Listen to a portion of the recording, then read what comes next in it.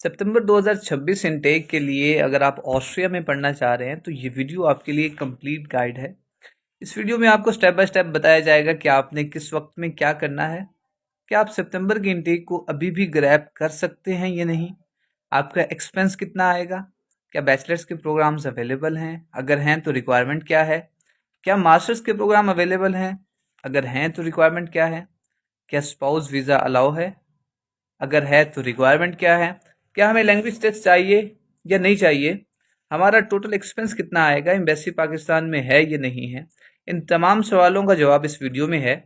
इस वीडियो को देखने के बाद आप इस काबिल तो हो जाएंगे कि आप अपना प्रोसेस खुद भी कर सकते हैं। लेकिन फिर भी आपका कोई सवाल होगा, आप कमेंट सेक्शन में पूछ लेंगे या व्हाट्सएप पे टीम को रीच आउट कर लेंगे। आपकी प्रोफाइल को भी फ्री में असेस किया जाएगा और आपको बताया जाएगा कि क्या ऑस्ट्रिया आपके लिए सूटेबल ऑप्शन है या नहीं है। फिर भी आपका कोई सवाल होगा तो कमेंट में लाजमी पूछिएगा। ऑस्ट्रिया की बात करें तो ऑस्ट्रिया का एक्सपेंस टोटल मैं आपको बताता हूँ। टोटल एक्सपेंस आपका 6 से 8 लाख रुपए आएगा, स्टार्ट से लेकर एंड तक। एम्बेसी पाकिस्तान में है। इस एक्सपेंस का ब्रेकडाउन करेंगे जब हम स्टेप बाय स्टेप देखेंगे कि हमारा प्रोसेस कैसे चलेगा। सबसे पहला स्टेप ये है, ऑस्ट्रिया का आप प्रोसेस साल में किसी भी टाइम स्टार्ट कर सकते हैं, क्योंकि उसकी पहली रिक्वायरमेंट ये है कि आपके पास आपका पासपोर्ट होना चाहिए। ऐसा नहीं है कि आपके पास डॉक्यूमेंट्स हैं आपके एजुकेशनल, आप डायरेक्ट ही ऑस्ट्रियन यूनिवर्सिटीज में एप्लीकेशंस करेंगे, ऐसा नहीं है।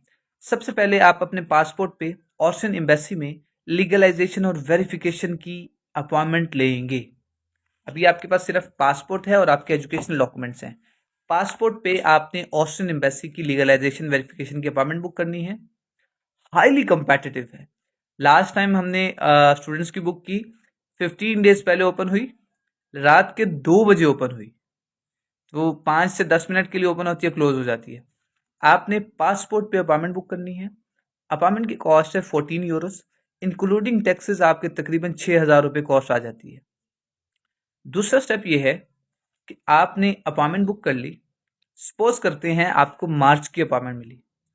मार्च 10 तारीख को अपॉइंटमेंट से पहले आपने अपने डॉक्यूमेंट्स रेडी रखने हैं, आईबीसीसी, बोर्ड, एचईसी, मोफा से अटेस्ट करवाकर।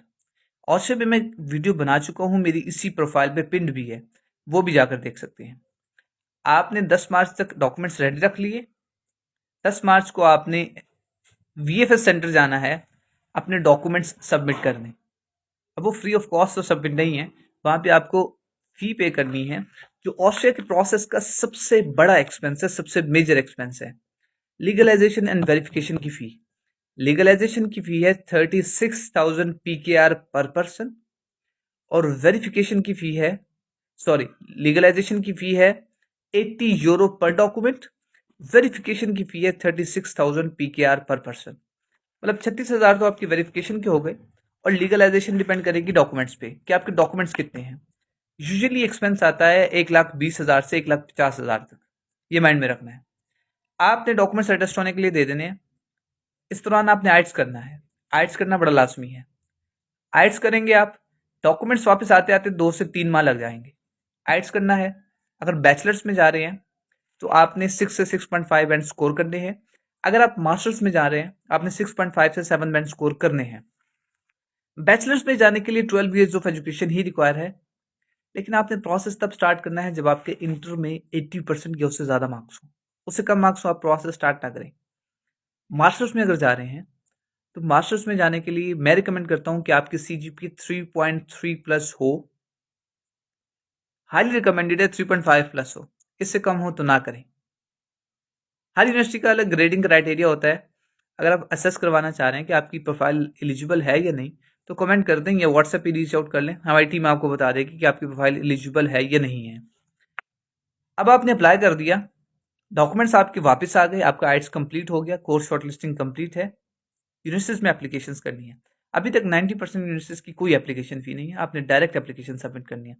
2 इंटेक्स हैं ऑस्ट्रिया में, मार्च इनटेक और सितंबर इनटेक। इसलिए मैं कहता हूँ ऑस्ट्रिया का प्रोसेस आप साल में किसी भी टाइम स्टार्ट कर सकते हैं, क्योंकि जब आपके डॉक्यूमेंट्स 3 से 6 माह बाद लीगलाइज वेरीफाई होकर आएंगे, सारा प्रोसेस 3 से 6 माह लगते हैं, तब किसी ना किसी इनटेक के एडमिशन ओपन हुए होंगे, तो आप किसी भी इनटेक में अप्लाई कर सकते हैं।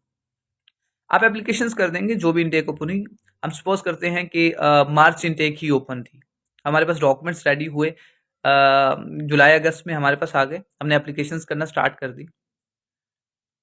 सपोज करते हैं कि हमारा ऑफर लेटर आ गया। ऑफर लेटर आ गया, उससे अगला स्टेप ये होगा कि हमने आरपी के लिए अप्लाई करना है, रेजिडेंस परमिट के लिए। डायरेक्ट वीजा के लिए अप्लाई नहीं होता, पहले आरपी अप्लाई होता है। आरपी के लिए अप्लाई करने के लिए एक टाइम स्लॉट है। अगर आप मार्च इनटेक में जा रहे हैं तो आरपी के लिए आप 15 अक्टूबर से 30 नवंबर तक अप्लाई कर सकते हैं। 1.5 माह के अरसे में 90 दिन का टाइम होता है। आपने उस 1.5 माह के अरसे में अप्लाई करना है आरपी के लिए। ईमेल के जरिए होता है, एम्बेसी को ईमेल करनी है। आरपी की टोटल कॉस्ट होती है तकरीबन 200 यूरो। 200 से 250 यूरो आपका लग जाता है, इंक्लूडिंग एवरीथिंग। बैंक स्टेटमेंट की बात करते हैं। Bank statement age wise matter करती है। अगर आपकी एज 24 साल या उससे कम है तो तकरीबन 9,000 यूरो, 3 से 3.5 मिलियन की रिक्वायर है। अगर 24 साल या उससे ज़्यादा है तो 15,000 यूरोस, तकरीबन 5 से 5.5 मिलियन बनते हैं, वो रिक्वायर होगी 2 से 3 माह की मैक्सिमम। कहा जाता है कि ऑस्ट्रिया का ऑफर लेटर सिक्योर कर लें, सेम जर्मनी वाला हिसाब। ऑस्ट्रिया को कहा जाता है कि ऑस्ट्रिया जर्मनी की छोटी बहन है। जर्मनी में जो बंदा नहीं जा सकता ब्लॉक अकाउंट की वजह से, वो ऑस्ट्रिया में चला जाए। सेम एजुकेशन, सेम लैंग्वेज बोली जाती है, साथ साथ हमसाया ममालिक है। आपको लेवरेज ये मिल जाता है कि आपको ब्लॉक अकाउंट नहीं शो करना पड़ता, आप यहीं पे बैंक स्टेटमेंट शो कर देते हैं। आरपी आपका अप्रूव होगा, 1 से 1.5 माह का अरसा लेता है, अप्रूव हो जाता है। आरपी अप्रूव होगा, आप वीजा स्टिकर के लिए अप्लाई करेंगे, वीजा स्टिकर अप्रूव होगा, यू कैन फ्लाई। स्पाउस भी अलाउ है ऑस्ट्रिया में, स्पाउस को भी लेकर जा सकते हैं आप ऑस्ट्रिया में। 2+2 नहीं अलाउ है, मतलब बहुत कम ऑप्शन है 2+2 के। जिसकी 2+2 डिग्री है मैं उसे रिकमेंड नहीं करूंगा कि आप ऑस्ट्रिया करें। 2+2 ही अलाउ है। 80% से कम मार्क्स है इंटर में, उसको रिकमेंडेड नहीं है ऑस्ट्रिया। 3.3 से कम CGP है, उसको रिकमेंडेड नहीं है ऑस्ट्रिया।